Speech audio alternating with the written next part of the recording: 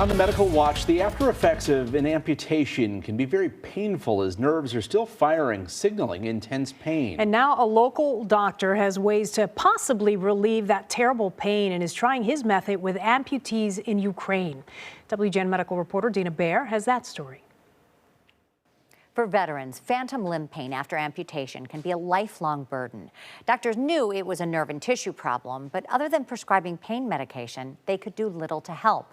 Now a new approach studied in Ukrainians due to the massive limb loss in recent years.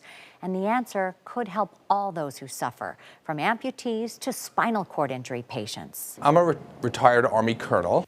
It's personal for Dr. Stephen Cohen. So I treated many patients with war trauma. His latest mission, a humanitarian one in Ukraine, where it's estimated up to 100,000 people have undergone amputation since the Russian invasion in 2022.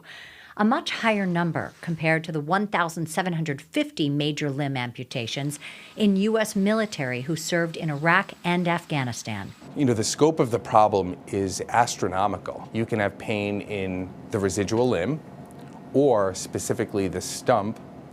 You can also have pain in the phantom. The anesthesiologist was contacted by doctors in the war-torn country searching for solutions for amputees suffering with intense pain. When a nerve is cut or when a nerve is injured, it forms a tangled web.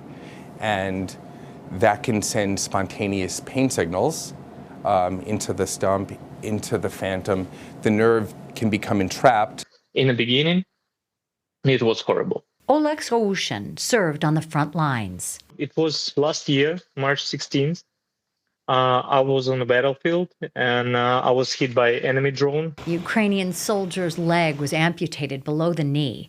As a result, he suffered unbearable phantom limb pain, a sensation of electricity all the way down to his missing big toe. Like needles going through your toes. To help patients like Oleg's, Dr. Cohen brought his expertise and potential new treatments, including what's called hydrodissection. The procedure relies on a basic ultrasound machine.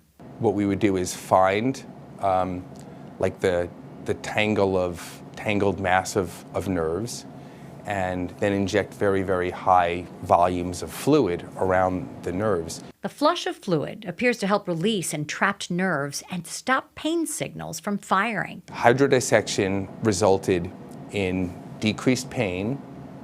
When we looked at like 12-week outcomes, it resulted in decreased anxiety and depression and decreased opioid use. The simple treatment may help other types of patients, not just amputees.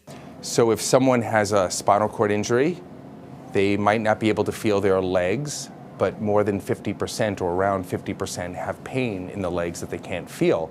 Same thing after a stroke. And there's another reason Dr. Cohen plans to continue his work among military members. His own son enlisted. I mean, this is really personally, satisfying.